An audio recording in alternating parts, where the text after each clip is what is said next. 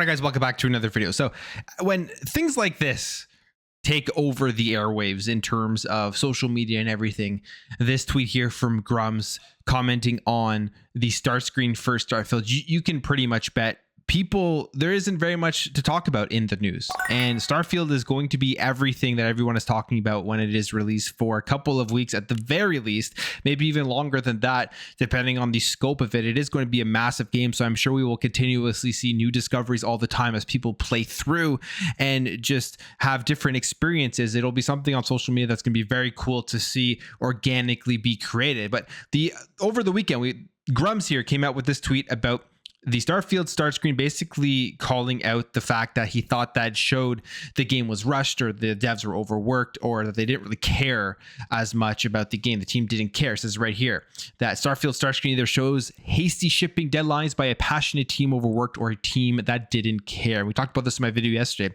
but we've got a response here from a couple of people at Bethesda. First of all, Pete Hines responds, and as you know, head of publishing at Bethesda, Pete Hines, says, or they designed what they wanted, and that's been our menu for years and was one of the first things we settled on. Having an opinion is one thing, questioning out a developer's care because you would have done it differently is highly unprofessional coming from another dev. So basically just completely shutting down this take when it comes to the start screen. It's actually pretty crazy. I know I'm my second video talking about this, but I wanted to get the response out there from the guys at Bethesda, because I think it is important, especially because I made the first video. But it's crazy that a start screen narrative is trying to take over the talking points for Starfield as we head up to the reviews coming out on August 31st, and then the eventual release essentially on September 1st for everybody who has the consolation and the premium editions of the game. People who upgraded and bought the game via Xbox Game Pass. By the way, you can purchase Starfield for like $30 some and get early access if you are an Xbox Game Pass subscriber. So that part's pretty cool, and Starfield is just around the corner, and we may see more stuff like this. We've already seen fake reviews. We've already seen people taking old screenshots or pretending like they actually have review codes and trying to trash on the game. And it'll just be interesting to track as we go forward. But as I said in my previous video, it won't matter at all. If Starfield is an incredible game, which my expectations are that it will be, none of these stuff, this ridiculous stuff about start screens or people trying to destroy the game in terms of getting people to talk negatively about it, will matter whatsoever. Now, Pete Hines wasn't the only person that commented. We also have Emil Pagliarulo, who also commented, and Emil, as you can see here, is the studio design director at Bethesda Game Studios, and says this: what a great day for kayaking on the lake. Doing some turtle spotting, figured I'd check the hashtag Starfield, because it was trending. It was crazy how Grums got this trending, and he was trending because everybody was talking about it. It is one of the downfalls of everyone always retweeting it, commenting.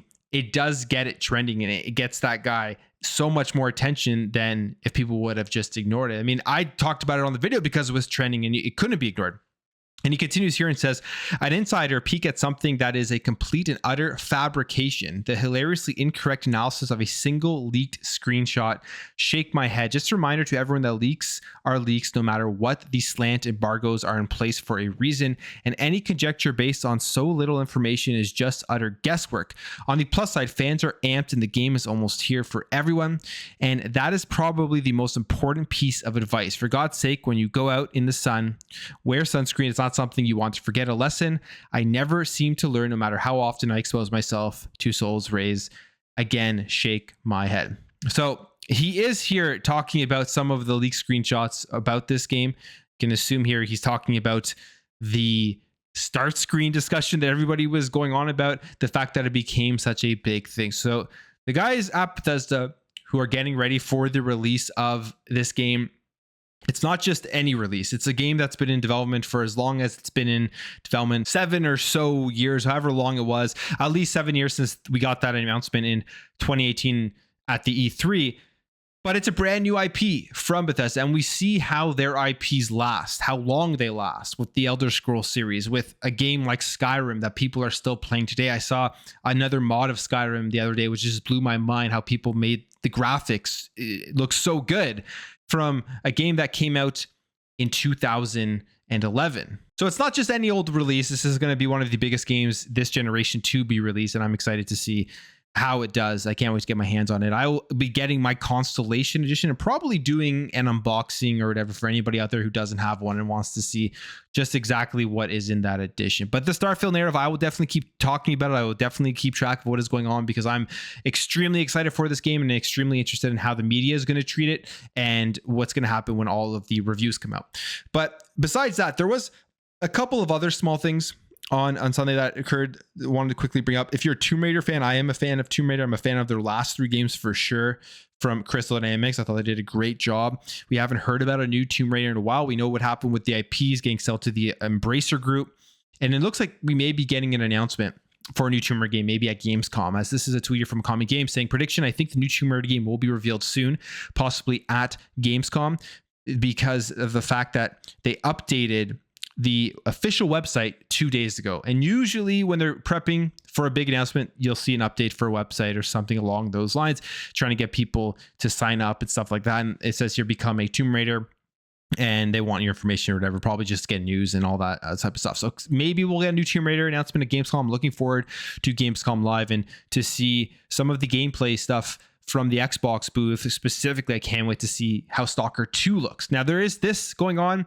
If you are a racer fan, I'm excited to play Forza Motorsport. I've never really gotten into getting a wheel or a setup or anything like that.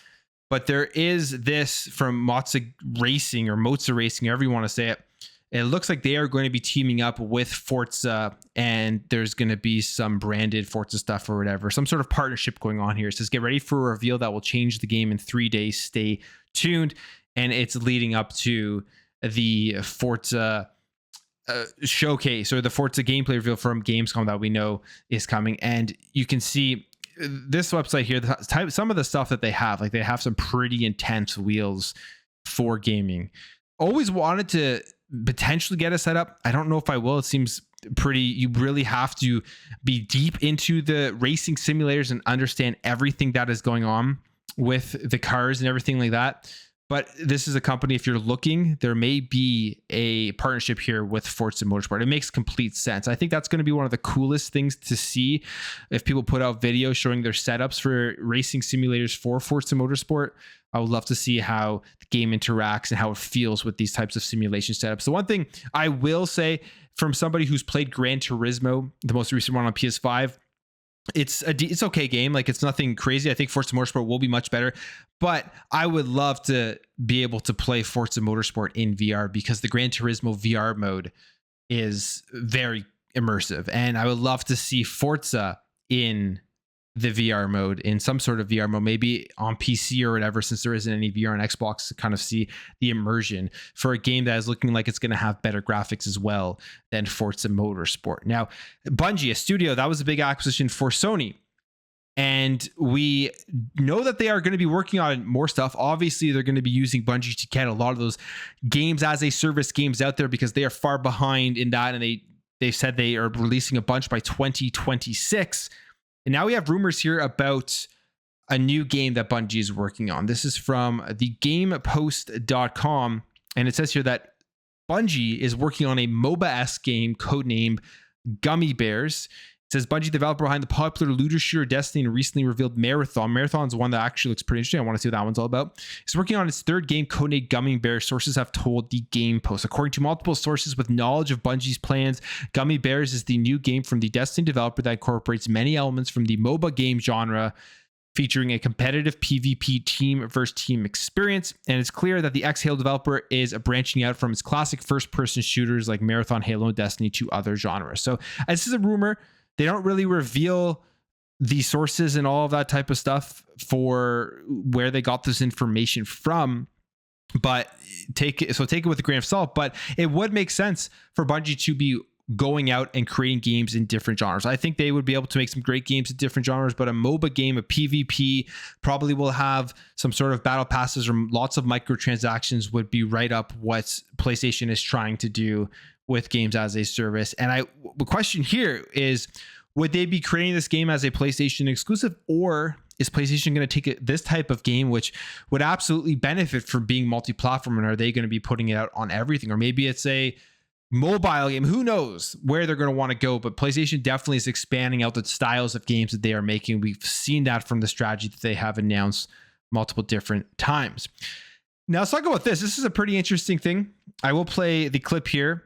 And this was on the Iron Lords podcast. Peter Moore was on the Iron Lords podcast and had really interesting stuff to talk about.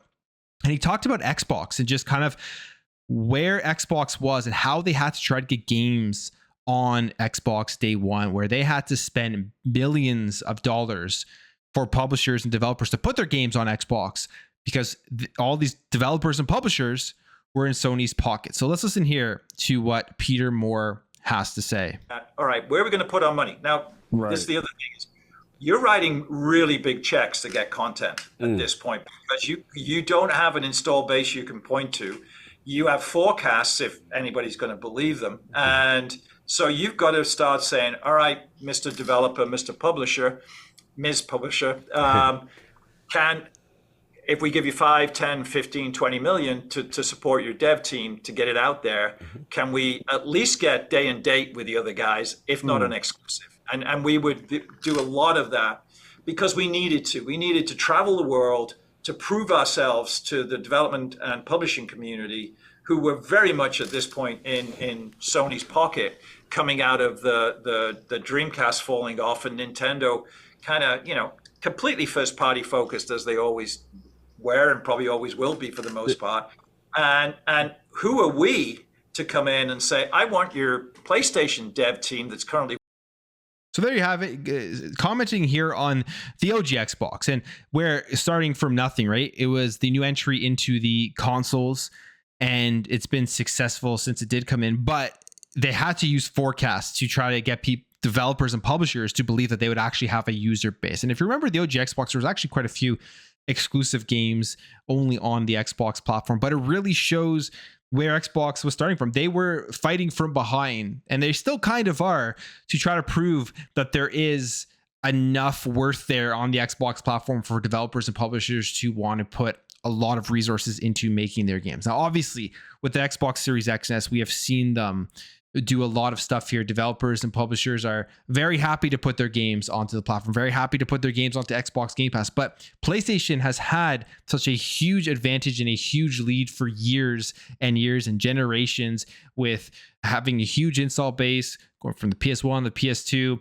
starting with the PS3. They fell off a little bit, but then really picked it up near the end. Plus, they also have the other markets out there, the Asian markets, where Xbox doesn't have that. They're really mostly in Europe, in some places, and then as well in North America, the UK, all that type of stuff. So they are definitely fighting from a position of less power than PlayStation, which is why when we always talk about the Activision Blizzard stuff and why PlayStation wants to stop this deal, because they know they are losing their grasp on that power in the console market. And Xbox is here. Xbox is fighting very, very hard. And things are starting to turn around, and it's just evidence in the way that we are seeing this generation go. Xbox is doing very well, a huge turnaround from the Xbox One generation. And finally, we'll end off with this, because although this has to do with the Starfield start screen, I do want to talk about this because this is John Johannes from Tango Gameworks, and he's obviously the guy behind HiFi Rush, one of my favorite games this year. And he actually had to comment on start screens as well. He says, all this talk about start screens reminds me of trying to having HiFi Rush literally have no start screen and always bring you right into the game, only to get told that violates platform regulations. And what about save files and logistics? Idea was, if you had no save file, launching the game goes right into opening cutscene. If you had a pre-existing save, launching the game opens on Chai in the hideout, and he just get up off the couch. And I mean, again, there you have it. I mean, this is the start screen talk, ridiculous. Developers, this shows nothing about how developers are developing games. We've seen many simplistic start screens out there for some of the greatest games. I mean, just think about Elden Ring, how simplistic that was. But that's what everyone's talking about now. It's crazy how certain things get into the news cycle. But I am going to leave the video there, guys. If you did enjoy this video, make sure to hit that thumbs up. If you are new here, hit that subscribe, and I'll catch you guys in the next video.